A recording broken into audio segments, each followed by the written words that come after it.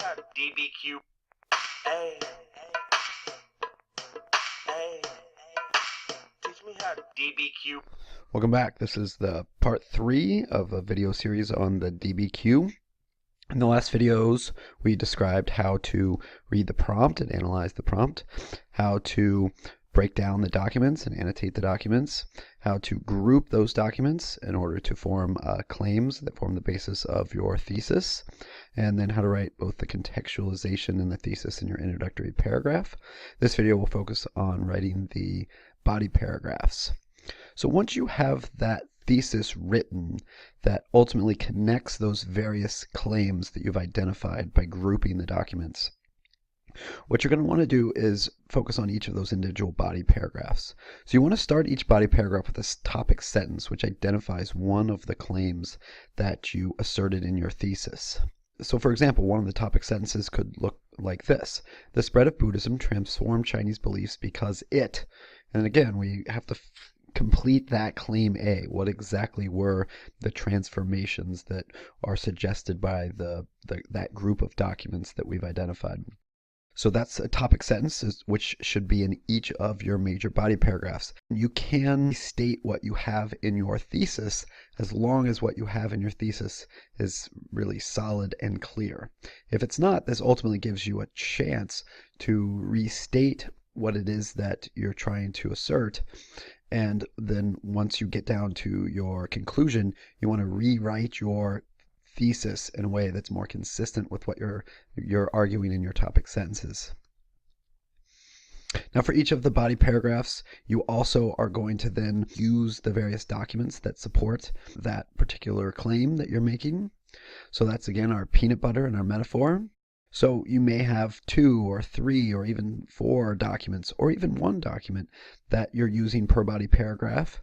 So you're going to use the content of at least 3 documents to address the topic of the prompt, and that ultimately will be worth 1 point. Now if you're able to successfully use 6 of the documents and accurately use the content of at least 6 documents, that's worth 2 points. And so obviously you're going to need multiple body paragraphs where you're asserting claims and then using source material from the documents in order to support those claims. So what does it look like to use a document? Well, first of all, you're just going to paraphrase or use short quotes. You don't want to use long quotes. That's not what this is about. So very short, 2, 3, 4 word snippets of the document with the rest of the document ultimately paraphrased. Really, we're just talking about 2 sentences for each document max. I mean, 3 is really kind of pushing it. I see, though, too often students have this idea in mind that they need to go into some kind of great depth about each document. That's not the case with the DBQ. Ultimately, you will run out of time if you spend too much time on each individual document.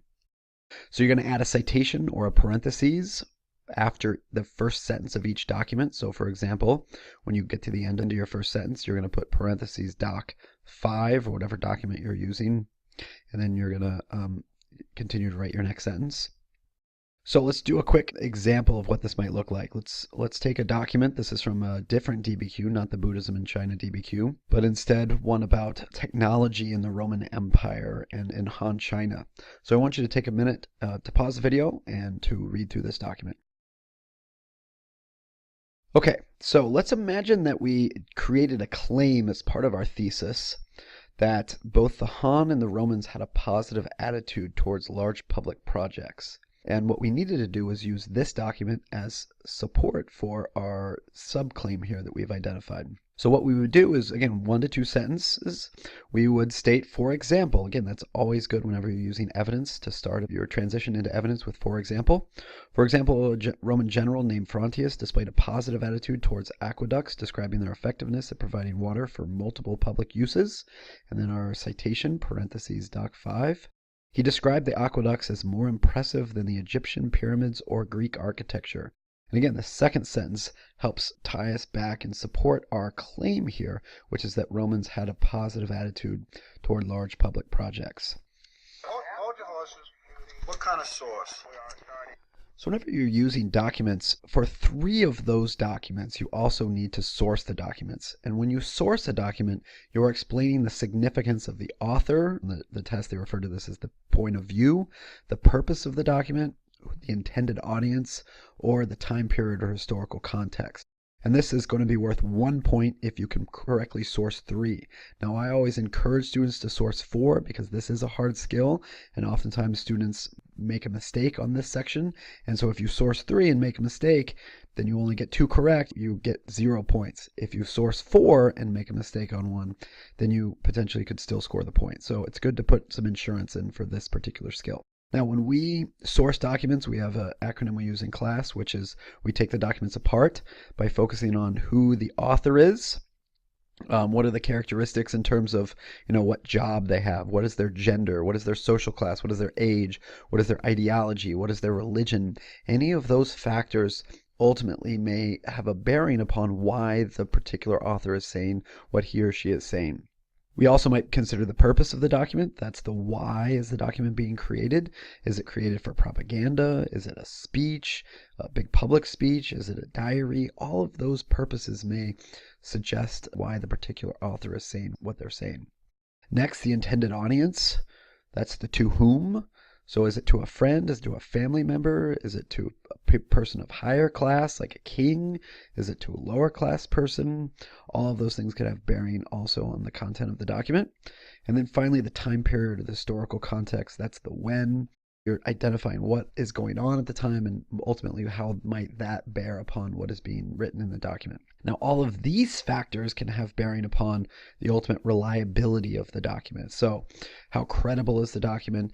Is there evidence of bias? And if so, why? That's the critical piece these students oftentimes miss, is why is the source potentially biased as a result of these characteristics? Now, when you take documents apart, all you have to do is focus on one of these, either the author, the purpose, the audience, the time period. You don't have to do all of them. You don't have to do 2 of them.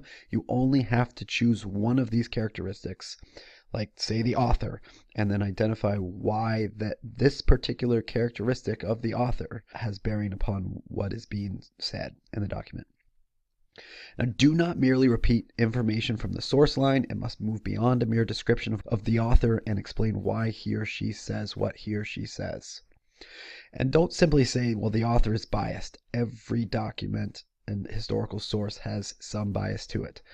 Or don't just say the document is somehow reliable or unreliable. You have to explain why the author is biased. You can also quote if there's, again, a pretty nice short little snippet which might explain or highlight some of those biases. But again, don't go into length and use long quotes in this section of the body paragraphs as well.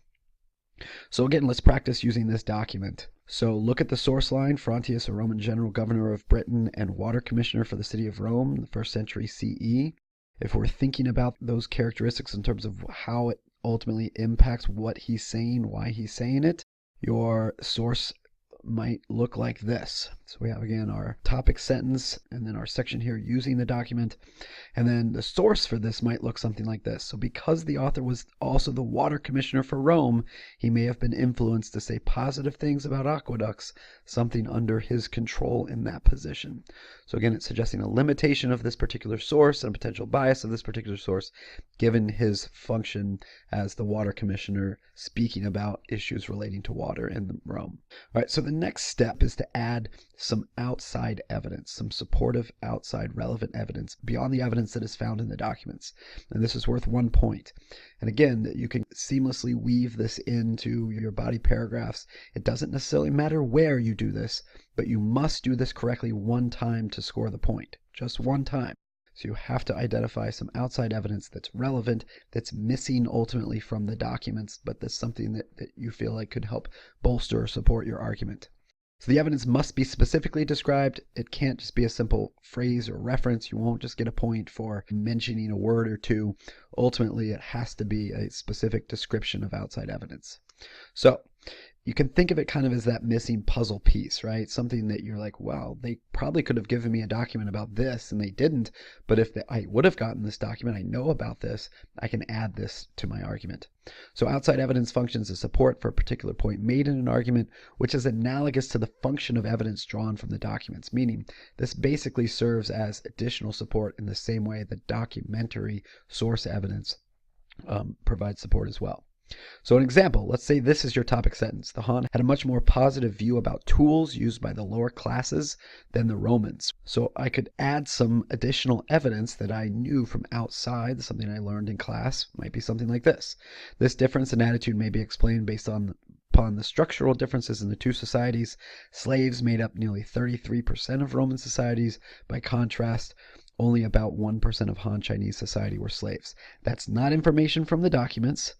But if there was a document, again, this would function as support for the claim that I was making here, which is that the Han had a much more positive view about tools used by lower classes than the Romans.